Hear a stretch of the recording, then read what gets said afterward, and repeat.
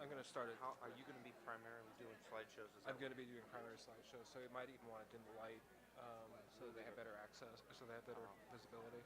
That's pretty visible from Okay. the main audience. You're getting washed out by the wash lights behind you. So Okay. I'm going to move the camera over to the slideshow, and we're going to just leave it there. Okay, cool. After you introduce yourself.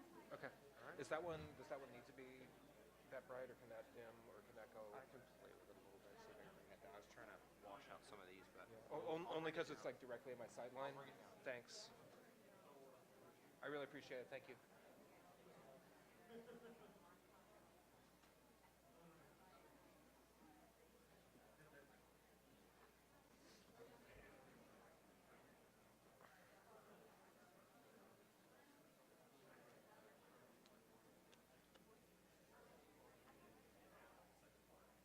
Great, thank you.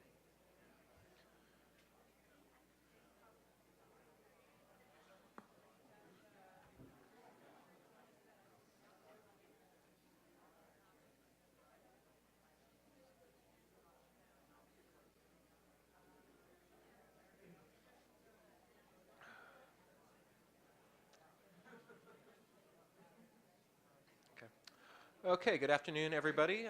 It's 4:20, so it's time to start the Comic Book Legal Defense Fund's History of Comic Book Censorship. Now, before we get started, I just want to say a thank you to all the volunteers, all the folks in the green t-shirts that you see around here.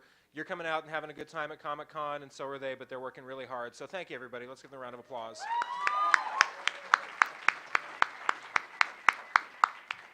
Volunteers rule. So I'm Charles Brownstein. I'm the Executive Director of the Comic Book Legal Defense Fund, and we are a nonprofit organization that protects the freedom to read.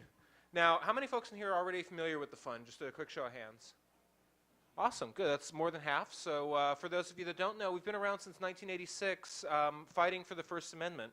And the challenges that we address are all in defense of the First Amendment. Now, I know first rule of PowerPoint, don't read PowerPoint, but I'm going to violate that one because the First Amendment's that important. Congress shall make no law respecting an establishment of religion or prohibiting the free exercise thereof, or abridging the freedom of speech or of the press, or of the right of the people peaceably to assemble and petition the government for a redress of grievances. And with that elegant phrase, our founders anticipated a reality where individuals like you and me would be able to explore the full range of our intellectual freedom robustly.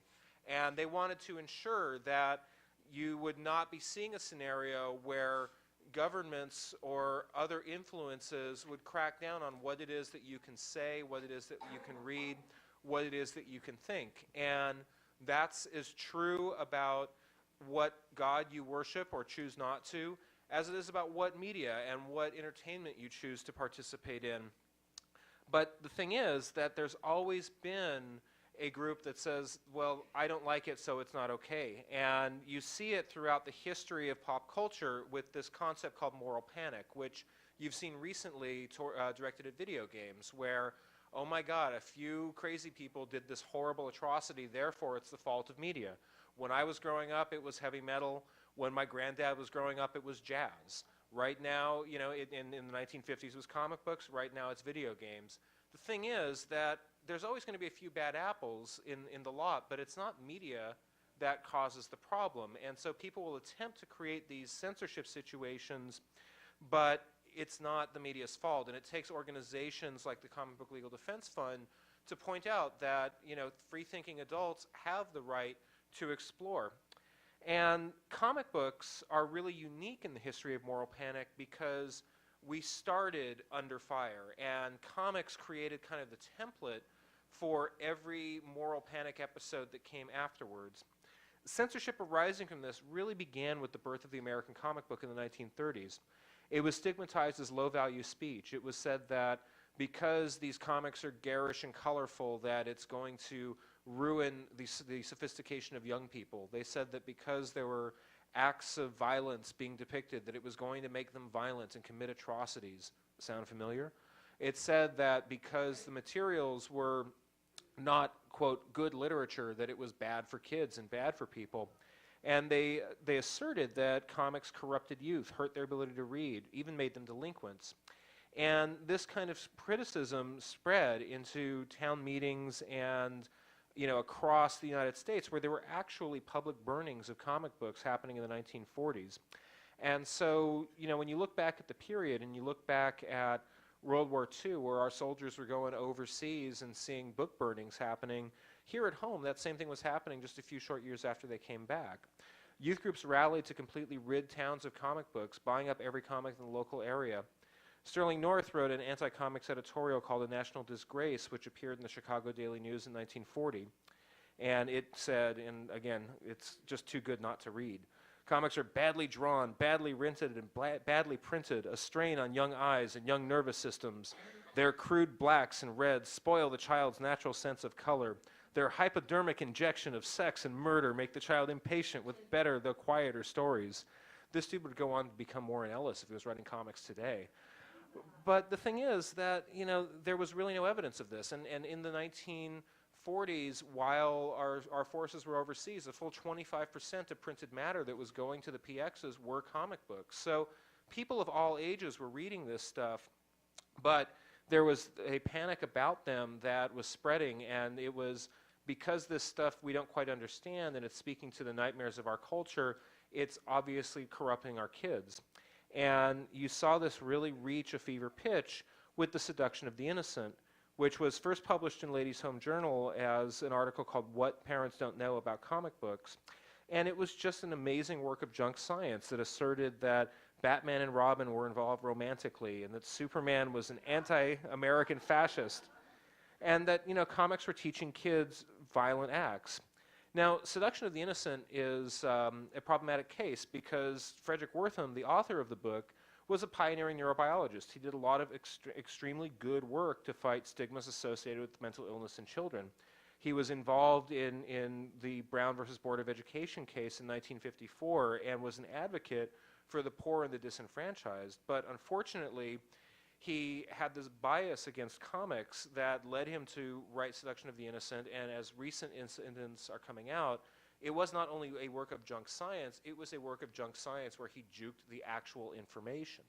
So previous to this year, it was known that he presented lousy, quote, evidence, end quote, talking about this group home that he was at where all of these underprivileged kids were already delinquents and they all read comic books, and he had no control group.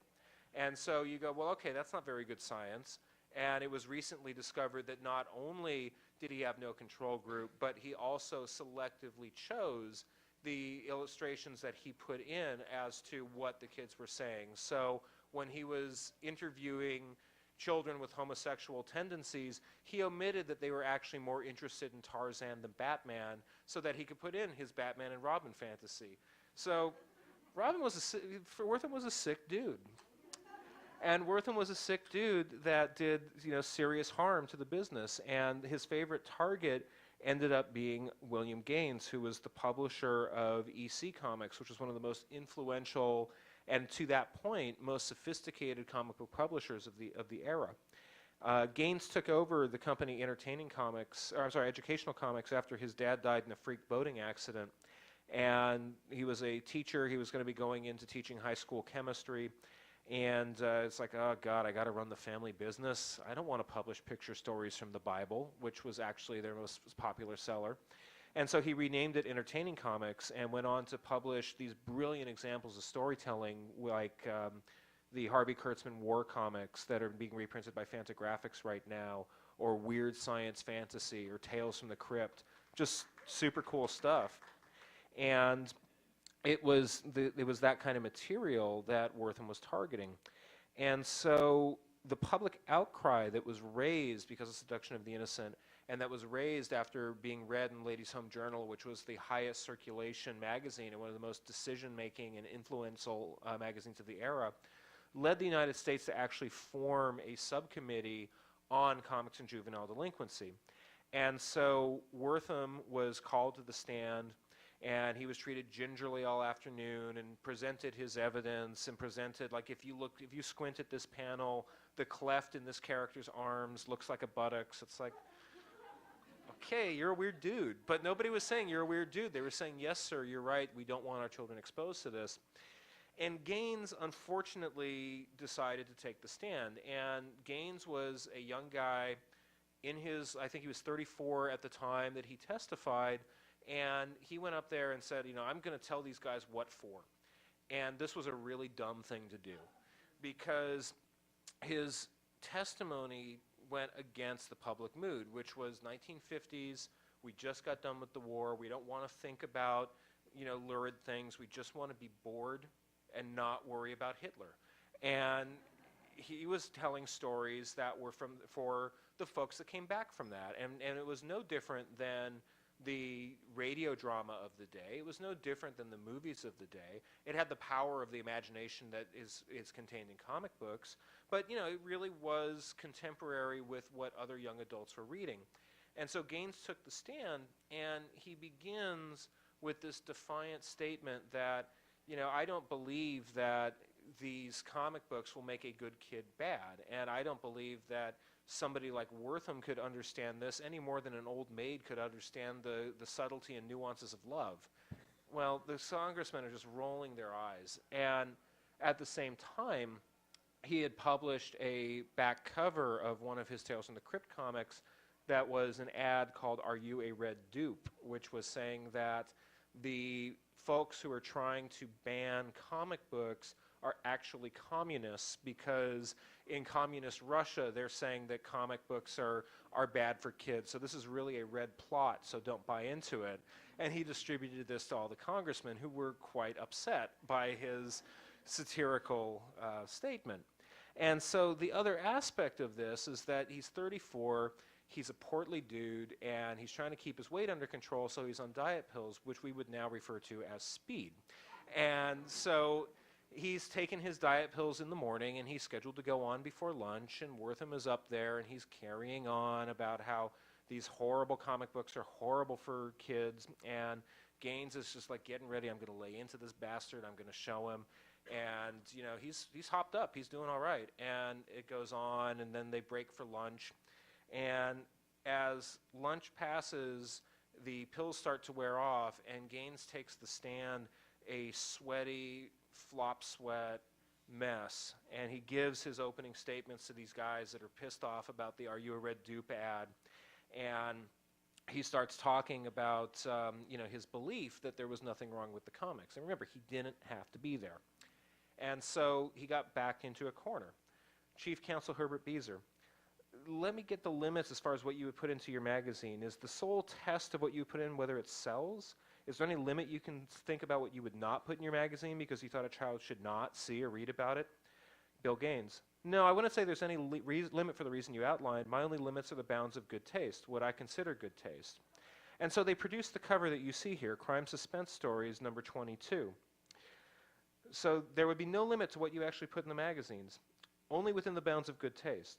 Your own good taste and saleability, yes. Here is your May 22nd issue. This seems to be a man with a bloody axe holding a woman's head up, which has been severed from her body. Do you think that's in good taste? Yes, sir, I do, for the cover of a horror comic book. Well, the reporters who were sitting there all day heard, yes, sir, I do, and it's like, file the story and go to the bar. We're done for the day. And so the very next day, newspapers across the country are emblazoned with horror and good taste for kids, and it created just such a fury of backlash that the industry was backed into a corner. They were facing boycotts. They were facing severe public outrage. How could this guy say that this comic where, if you just move the hand a little bit lower, you would see where her neck is severed. That would be in bad taste, but this is fine. I mean, he actually did say this. We want this guy publishing stuff that our kids can read? No, no, ma'am. And so the industry, faced with an angry public and the threat of regulation, because the government still had to go off and make their own conclusions as to whether this had to be regulated or not, and Gaines voluntarily being there created a bad example for the industry. They locked ranks and established the Comic Magazine Association of America, which instituted the Comics Code Authority, a censorship code that thoroughly sanitized the content of comics. So before, where you had comics of all kinds of genres for all kinds of people, from little kids to weirdo adults, all of a sudden you've got Beppo the Super Monkey and Little Dot. And horror and crime and science fiction, all of these genres appealing to older readers, were wiped out for a full generation. And here's just a few of the things that the code restricted. Crime shall never be presented in such a way as to create sympathy for the criminal or to promote distrust of the forces of law and justice or inspire others to imitate criminals. If crime is depicted, it shall be a sordid and unpleasant activity. Policemen, judges, government officials, and respected institutions shall be presented in such a way as to not create disrespect for established authority. No comic magazine shall use the word horror or terror in its title, also known as the Up Yours Bill Gaines rule. All lurid, unsavory, gruesome illustrations should be eliminated. Profanity, obscenity, smut, vulgarity, or words or symbols that have acquired undesirable meanings are forbidden. And so on and on. And you can read the full text of the Comics Code and all of its permutations at cbldf.org.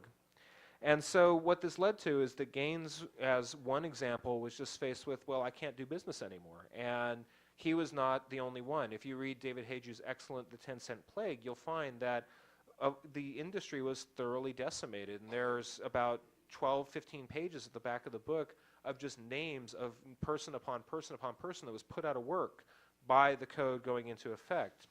Gaines got out of it by going into the magazine business and creating Mad as a satire sheet that went on to become a major institution. And as a magazine, it was unregulated by the code and able to explore a full diversity of ideas. So from the period of Mad Magazine until the late 1960s, comic books were basically relegated to children and half-wits. There was a stigma that they were bad for youth and bad for, bad for literacy, and a lot of them were just plain bad. And so when people are reading them, they'd say, well, this really is a medium for idiots. And it wasn't until you saw the underground comics movement emerge in the late 1960s that comics started to achieve a different level of sophistication and just kind of step outside the bounds of what they had previously been hamstrung with. The kids that grew up on the EC moment went on to be college students that found that, hey, this medium appeals to us. And so they started making comics that spoke directly to them. And so the descendants of Mad Magazine, the descendants of EC, went on and said, well, we don't need to submit to any authority to make comics. We're just going to make comics and figure out how to print them ourselves. And so that was the birth of the underground.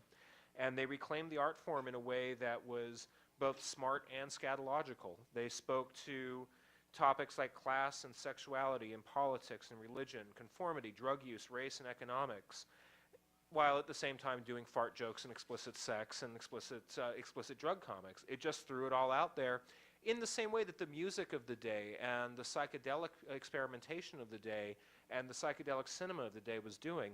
And so it dragged the comic book medium, which had been relegated into this is for dumb kids and dumber adults, to we're going to use this medium to really say something. And it affected law enforcement. It wasn't long before law enforcement went and started targeting this stuff and saying this is obscene and you can't sell it. And you saw law enforcement finally succeed in putting these comics down with Zap number 4. Zap Comics was a title created by Robert Crumb that was the gold standard of the underground movement. There's a famous story about Crumb in the corner of Haight and Ashbury selling copies of Zap number 1 out of a baby carriage while his pregnant wife looked on. And that's where it all began. And, he took his acid experiences and drew this art that really spoke to the spirit of the times. And, he's in museums now, but, at the time it was, wow, this cat digs it. He understands what's going on. And so he rounded up his compatriots to join him in making Zap this institution that was just pushing the boundaries of what comics could do. And there were busts. So in Berkeley in '68 and '69, there was a gallery show of artwork from Zap that was shut down by police because they alleged it was obscene. The booksellers like Moe's Books would have cops come in routinely and say, you can't sell this stuff in here. But it never really stuck.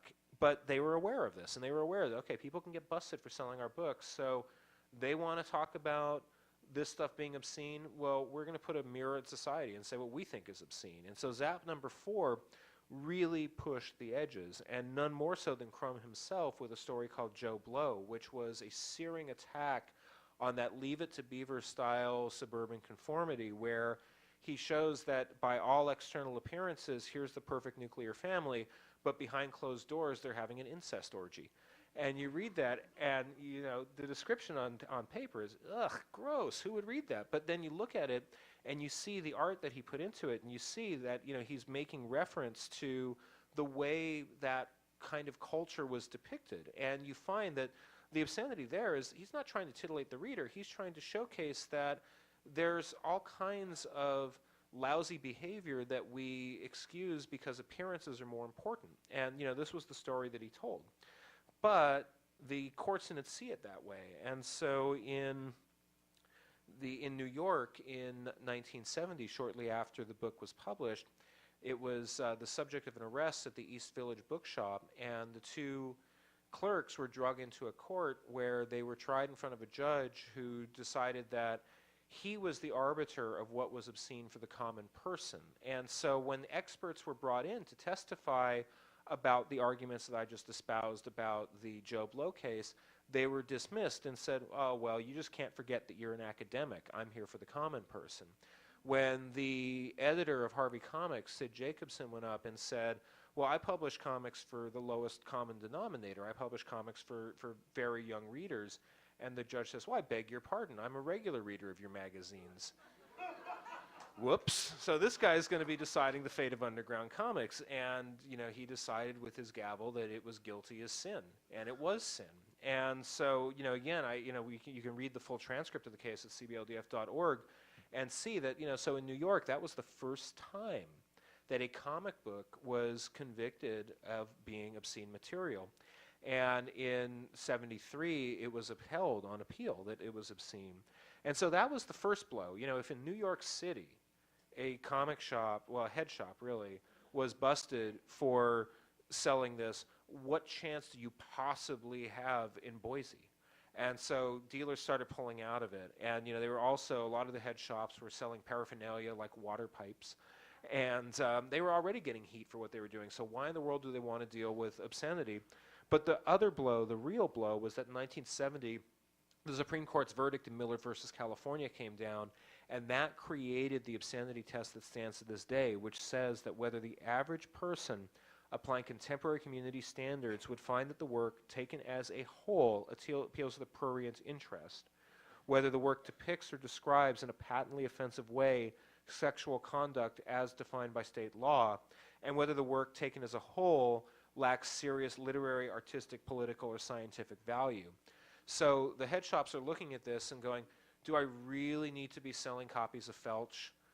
Probably not. And so it was just the end of an era. After the Zapp conviction, after Miller versus California gave local jurisdiction to obscenity, the bottom fell out and the underground business completely collapsed. And so that was the second time. The first time the law enforcement and the government went after the publishers and pulled them on the stand and said, what is this content that you're doing? We think it's bad for society. We have, we think it's bad for our morals. The second time they went after the retailers and they said, this is bad for the morals of society and we're going to convict you. And so there again, comics are put down. At the same time that the Zapp controversy was going on, the mainstream had started to push back a little bit at the edges. Marvel Comics had reestablished comics for teen readers as something that could be a bit smarter than Beppo the Super Monkey going out into outer space and having adventures. And so they were starting to speak to contemporary issues that, were really affecting kind of the younger siblings of the kids that were protesting. And, that was really speaking to the kids that were in college at the day. And so the president's office requested that Marvel speak to drug abuse as a hideous vice in one of their titles. And so Stan Lee wrote it into an Amazing Spider-Man story that ultimately had to go out without the code seal because drug use, as you'll recall from the slide where I read about the stuff in the code, was prohibited in all of its forms, even shown as a vice. And so that led to a serious revision of the code, and you can read that revised one on cbldf.org. The other thing that was happening in the 1970s is that the business model that Gaines had established with Mad had led for more sophisticated content to take root as black and white magazines in the magazine format. And so that's where you saw series like Creepy and Eerie and Tales of the Zombie come out, where you had very high levels of illustration being coupled with these stories that spoke to the interests of young adults and adult readers. So, you know, if you're wondering where Walking Dead came from, you know, check out some of the Creepy collections that are out there, and you know, you'll see a through line from Tales of the Crypt, you know, down to that today. And the other thing, and the most important thing that saved comic books, was that fandom began to organize in the 1970s.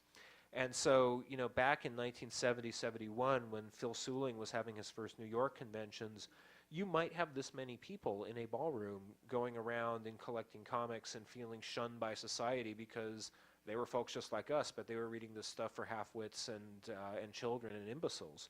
But they didn't see it that way. And so organized fandom created a safe place where people that loved comics and could see that this is an art form that has a lot of merit could get together, and they didn't distinguish between, well, it's just superheroes or it's just undergrounds. They put it all out there, and it created this aficionado class that began to appreciate comics as an art form, and that created a climate that allowed for the comic book store to take root. And so in the late 70s, the direct sales market occurred where, in exchange for getting the books earlier, in better condition, and at a better discount, the stores would buy this stuff non-returnable from the publishers. So why am I talking about business on a censorship panel? Well, that's because it created a dynamic where chances could be taken again. You knew that this stuff was going to be sold in where, if you're a publisher like Richard and Wendy Peeney, you can say, I want to make this comic about elves, and I'm going to put it out, I'm going to publish it myself, and I'm going to solicit it. Okay, I've got enough orders, I know what I'm going to sell, I can afford to do this. Therefore, I can afford to take this chance. And you also had a by fans for fans climate, where all of a sudden you didn't need to necessarily worry about the comics code saying that you can't have a certain word in there, you can't have a certain theme. You could do it yourself, and you could create these materials that spoke to the concerns of your peer group. And so fandom organized in a way that allows for modern comics to be what they are. It allowed comics to grow up. And so you saw this explosion in subject matter and audience reach. You saw that major publishers like DC and Marvel could suddenly experiment with things that were speaking to adults, things that could go out without the code. So DC sent Swamp Thing out by Alan Moore without the comics code, and that was the first of their titles to go out and really speak to adult audiences. And it all kind of achieved this high watermark in 1986 with the simultaneous emergence of Art Spiegelman's Mouse, Frank Miller's The Dark Knight Returns, and Alan Moore's Watchmen. Now, nobody sitting in any room said, aha, we're going to put these three things out, but it just so happened that the climate was such that artists could take those chances and publishers could take those chances and put these things into an environment that was interested. And so all of a sudden you started seeing extremely asinine headlines like, bang, zoom, comics aren't for kids anymore.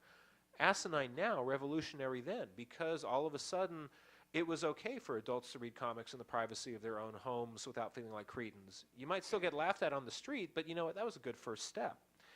And again, you know, you had the business environment allowing for experimentation. So you had the black and white boom, and you had the emergence of things like the Teenage Mutant Ninja Turtles or Love and Rockets or Cerebus, which were taking comics into areas that they'd never really been allowed to go into before. They weren't the strictly adult fare of the undergrounds. They were speaking to teen and adult readers, but in a more kind of new mainstream way, in the way that kind of reflects, you know, what we took out of TV at the era. But, you know, this expanse in audience, this expanse in content led to new scrutiny, and again, the memo had never really circulated that there were adults reading comics. There was still this feeling that it was for kids, and so that's where you see the law come in again and go after retailers. And so in late November of 1986, while monitoring places where young people congregate, Officer Anthony Van Gorp, which doesn't that sound like a villain that you would read in the comic book and go, no way is that name real. That writer was really lazy. No, Anthony Van Gorp and his partner walked into the comic book store Friendly Frank's and purchased 15 comics, including Elektra Assassin, including Cherry Pop-Tart, including Richard Corbin's The Bodyssey, including Wonder Woman, all of these things, and decided that this stuff was filth that was being put into a form that appealed to kids. And, you had things that now hang on museum walls, and you had things that now hang out in the bottom drawer of your dad's hiding spots. But it doesn't matter because it's material that adults had a right to read and buy, and an adult went in and bought it. But they went to court and said this is obscene, and they won.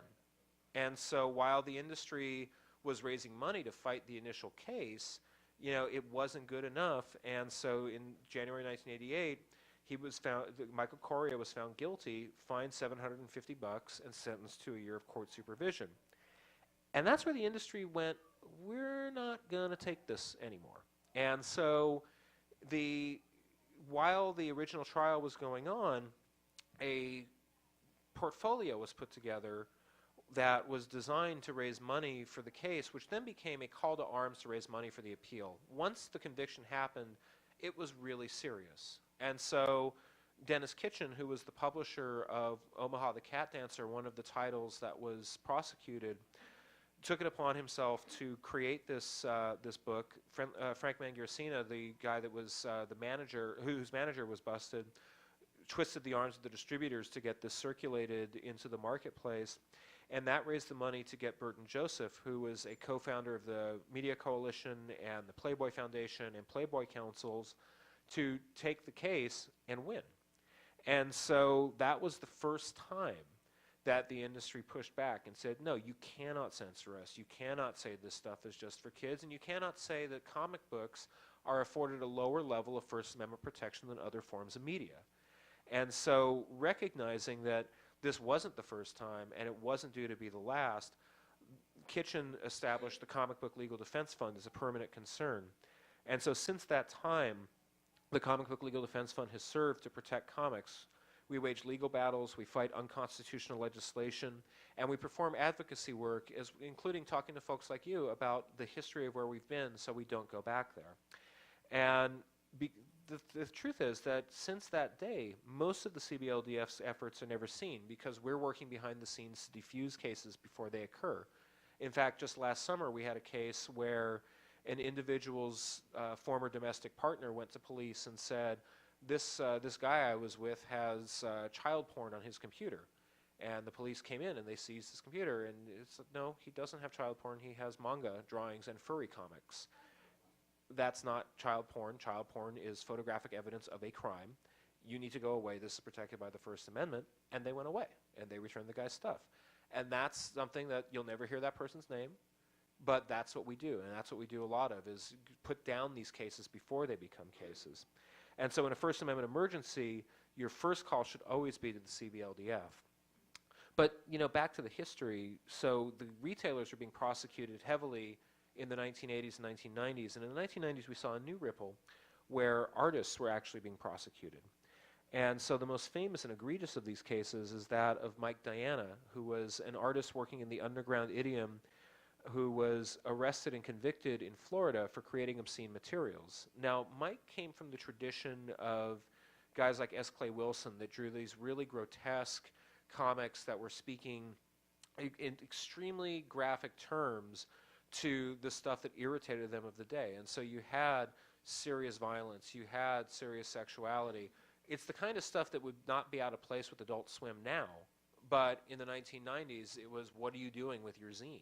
And so this long-haired, introverted kid in a conservative Florida community was first pulled in by police because they thought he resembled a person that was a murder suspect. He wasn't that person they were looking for, but hey, what are these creepy drawings in your notebook? And so they set up a mail correspondence with him back in the days when you would actually go to Fact Sheet 5 to find your zines, and won his trust, and he sold comics through the mail, and then they arrested him. So they set up a sting to go after this guy that was drawing underground comics. And so we took on his case as a very young organization. We fought for him, but ultimately the jury decided that this material is obscene after the prosecutor said, this isn't art, Picasso is art. What are you doing? Get this out of our streets. And so that was a really egregious one, because not only was Mike found guilty of creating obscene material, it was the first time in American history that an artist was not allowed to draw in his own home as a circumstance of his sentence. And so Mike's probation was that he was subject to spot searches at his home to ensure that he wasn't creating obscene materials, that is to say, wasn't drawing. He had to take a journalistic ethics course at his own expense. He couldn't go within 200 feet of a school because he might warp a young person. Really horrible things. And, you know, the only bright spot in this story is that we were able to get his sentence, his probation, so that he could move to New Jersey, where they have real crime to deal with, and they weren't going to be going into his home to make sure he wasn't drawing comic books, and he got to do his community service for the fund. But a really dangerous precedent was set there. Fortunately, it wasn't all bad news in the 1990s. We also took up a case where Paul Mavrides, the co-creator of the fabulous Furry Freak Brothers, stood up to California tax authorities who said that he owed them a boat of cash because he sold his original artwork, and that the original art that an artist created was a commercial good, like a disposable product, that it was not an author's manuscript. And he said, well, I beg your pardon, this is an author's manuscript, and when I send this in to my printer, to my publisher, so they can print it, you can't charge me tax on that. And that's what they were trying to do. And so we stood up with Paul and were able to successfully have the original art recognized as art akin to an artist's writer's manuscript. And you think, really, that was the case? Yes, that is how stigmatized comics were. So you can read about these and many other cases on cbldf.org. Right now, we're starting to see a lot of challenges in the library space, because right now comics are really booming and growing. And so a lot of the readership, folks like you and me, go, yes, we love comics. I mean, you walk down the street and everybody does. But now that they're starting to be collected and in demand in the library space, people that still have a stigma do go after them. And so the Comic Book Legal Defense Fund stands up for the rights of comics to be in libraries. We are a sponsor of the Kids Right to Read project, which is a program that responds to challenges to comics in schools and in libraries, and basically upholds that parents have a right to choose what's right for their kids. You know, that's a core principle. If you don't want your 15-year-old kid reading Watchmen because there's a big naked blue dude, that's totally your right. But you can't go and try to get that book pulled out of your public library because you don't want other adults in your community to see a big naked blue dude, or you don't want your next door neighbor's 12-year-old kid who's kind of precocious to see a big naked blue dude. That's that parent's choice to go, you could totally look at naked blue dudes. That's fine, because there's a lot of value in that book, or not, right? Or not, or go, no, I don't want you to read this, you're not ready for it. But a parent has to have a right to have that conversation. And just because you don't have your set of values is different from your neighbor's doesn't give you a right to pull it out of a library. And that happens with alarming regularity. Just last year, The Color of Earth was the #2 most challenged book across the board, and that's a Korean graphic novel that's a coming-of-age story. It's challenged because it depicts a teen girl bathing in a non-sexual fashion in a translation where this is just how people are, right? You know, and so there's that. You know, in the fall, we fought a case where the book Side Scrollers by Matthew Lux was removed from a school's summer reading list because the aunt of a kid in that system decided that I don't want my niece and nephew to read this book because they use the F word, and there's a scene where they draw a penis on some jock's car, and that's horrible. I don't want my 13-year-old nephew to read that. And so the school, instead of doing the right thing and having a hearing for the book, actually, instead of doing the right thing and ignoring the nephew, because the aunt, because only a parent can bring a challenge in that system. That's their rules. Instead of saying, well, if the parent has a problem, let them come and talk to us, and we'll have a formal challenge and a formal hearing, they just pulled the book. And so the fund, as part of the Kids Right to Read project, responded and is working to get that restored for the next year's list. So, that's a big part of the work right now that the fund is doing, and that's a big part of the censorship effort. And the other thing that is occurring right now that's extremely scary is that readers are starting to come under attack. And so in the arc of the history of comic censorship, you first saw the publishers get attacked, and then you saw the retailers, and then the artists were coming under fire for their work. And now, in the last 5-10 years, we've seen readers become the object of prosecutions as prosecutors, customs agents, and other law enforcement officials are taking laws that are designed to crack down on the abuse of children and laws that are designed to crack down on child pornography, and saying that comic books and manga specifically are criminal work, and that manga is a code word for porn. And so you're seeing cases occurring where we've actually had to aid readers for the drawings in their possession. And so the next slide I'm going to show you, I don't know if there's any youngsters in here, is in the loosest definition of not safe for work. So if there are youngsters in here, if you want to cover your eyes, okay. It's kind of, if you've seen Love Is, you've seen something worse than this, but apparently the Canadian officials hadn't. So this drawing is a parody of a famous manga drawing called the 48 Position Sumo Style. It was originally the 48 sumo positions, then it was the 48 sex positions, because we're human beings and that's what we do.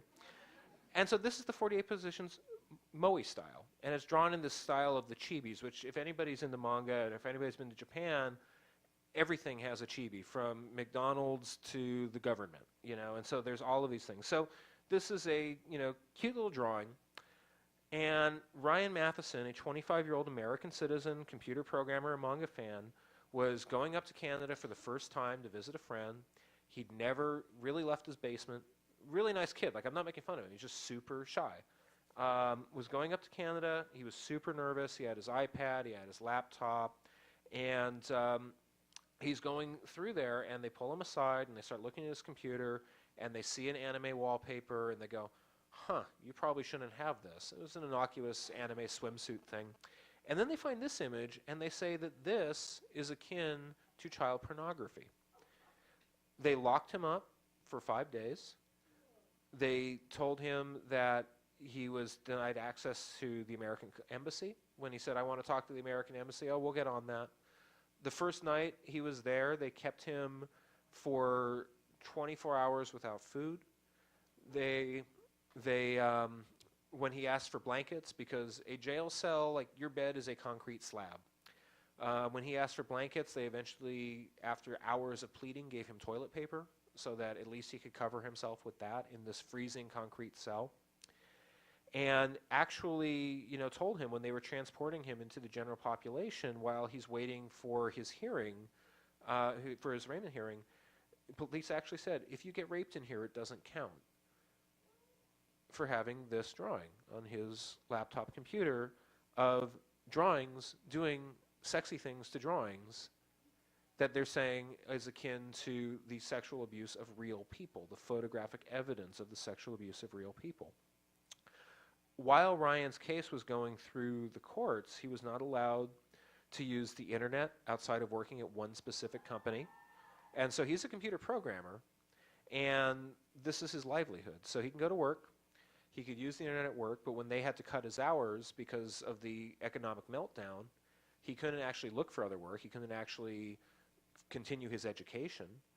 For 2 years, his life was frozen under this false accusation. And what's really courageous about Ryan is that they were offering a plea deal all through it. You plead guilty to a lesser charge of obscenity, spend 2 weeks in jail, you can go home, it's not a problem. And he was seriously entertaining it because this is a hideous ordeal, and Google is forever, and you don't want your name associated with literally the worst crime that there is. And he thought about it, and he talked to his mom about it, and she said, well, okay, if you really think that what they're accusing you of is true, then I'm your mom and I love you and we'll deal with it. And if that's how you want to deal with it, is plead guilty because you think you're guilty, then go ahead. But if you don't and you want to fight it, we're here for you. And so he hung up the phone and he thought about it, and he got really mad. He's like, no, this is what I love. I don't care. Put me in jail. I've done nothing wrong, and there's nothing wrong with this stuff that I love. And so he chose to fight back. And he found the Comic Book Legal Defense Fund, and we deployed our resources. We got the best experts to assist his lawyers. We raised the money for his law firm, which the total legal bills came out to $75,000, which was reduced from the $150,000 that we were projecting. But we got him the best lawyers. We got him the best experts. We laid out a case that when the prosecutors saw it right before we were supposed to go to trial, they went, oh yeah, we're not going to win this. And they dropped all of their charges.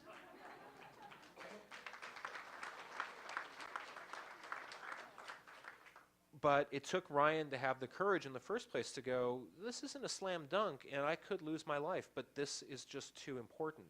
And he fought back, and it's the first time that you've seen a case like this actually end up successfully and victoriously. But like I told you earlier in the panel, these things are still happening. There still was that case where a jealous ex said, yeah, my ex has this creepy porn on his computer. And the truth is, there's drawings, and drawings are not child pornography, and drawings are not criminal behavior. And you don't need to like it. You don't need to shake the hand of the people that do. But as long as we are free thinkers that have the First Amendment protecting us, we need to stand up for intellectual freedom and fight back when people do attempt to censor the work. Now, despite all of these egregious challenges, the cool thing is that comics really are the future. Comics have overcome the stigma that was placed on them in the 1950s. We've now gone onto the other side, where first comics were only for kids or dumb people.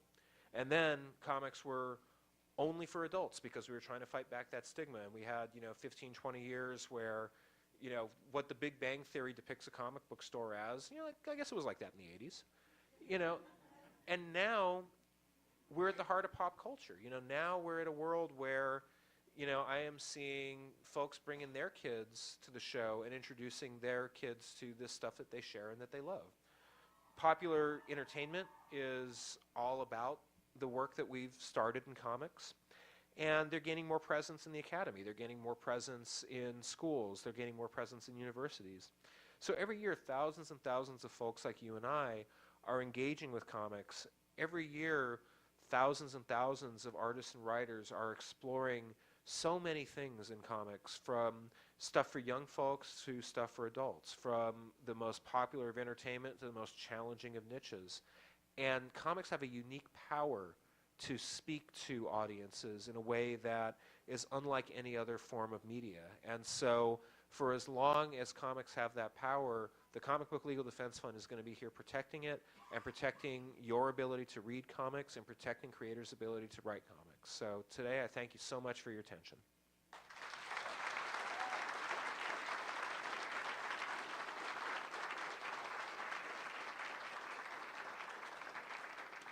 Okay. Do I have time for 2 questions or no? Okay, I have time for 2 or 3 questions. Okay. All right, go on down there. Hi. Hi. What's your name? Catherine. Hi, Catherine. I have a question because Japan passed a censorship law a couple of years ago that really, they finally had censorship after so long again. Do you know anything about that, and could you talk about that a little bit? Yeah, briefly. So there was a law passed in Japan. It was a Tokyo municipal bill that was attempting to crack down on explicit sexual material. And the way it works is here, when somebody is prosecuted, when censorship happens, you prosecute the last point of dissemination, which means you either prosecute the person that sold the comic or you prosecute the person that possesses the comic now. In Japan, it's a shakedown where every month, and I was just in Tokyo and they explained this to me, every month the publishers submit their material for a rating, and it's either rated all ages or it's rated adults only. And so the police go into stores and basically determine stuff that is that was mislabeled and then find the publishers. So it's a shakedown. And so there was an attempt to kind of lower the bar, and it's still being fought out. For that story about Ryan, I noticed that it seemed to be that the bad guys were the Canadian government, and it got me to think that, you know, with people traveling, and maybe American citizens sometimes just assume that the First Amendment travels with them wherever they go. It doesn't. Correct. And so, are you starting to see more cases like that with people, you know, bringing, you know, they have an iPad with 64 gigs of stuff? Yeah, right? yeah, Things yeah. like that, right? Absolutely.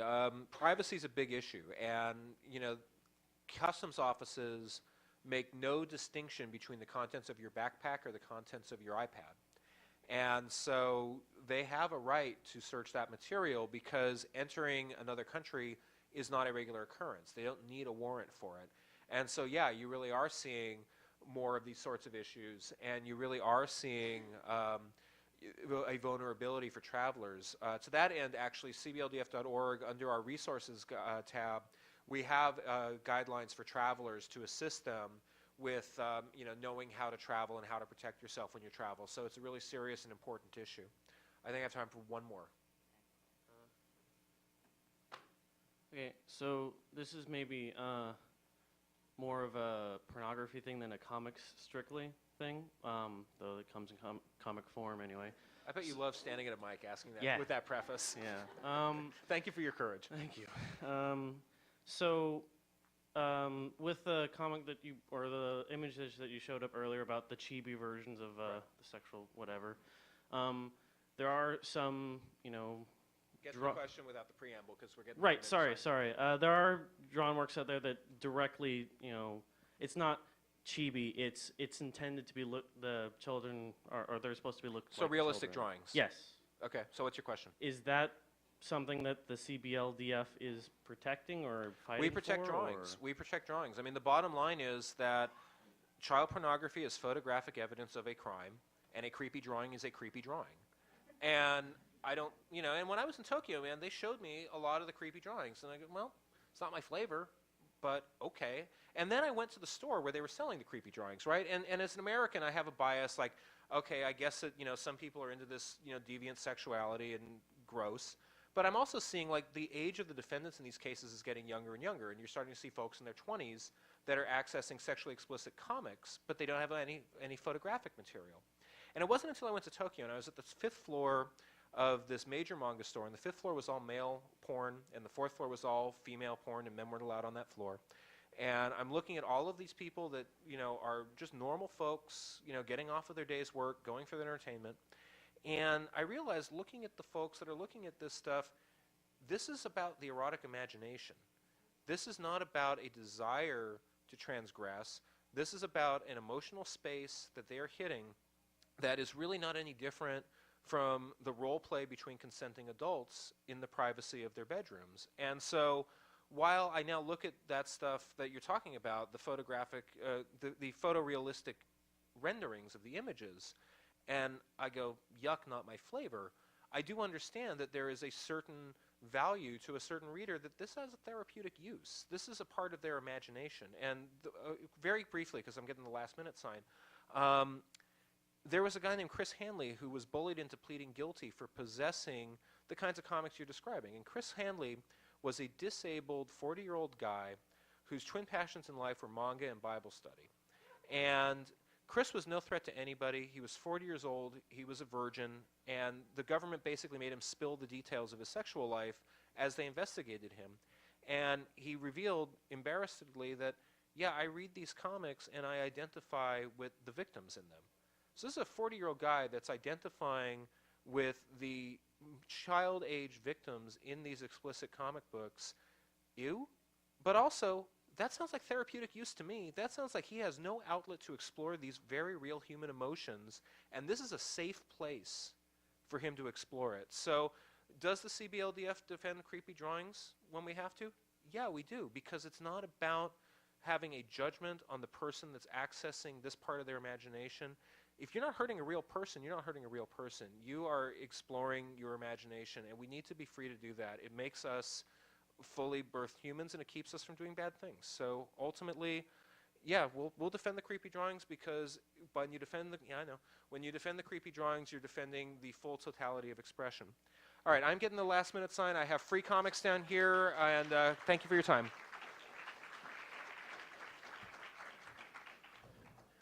Yeah, thank you.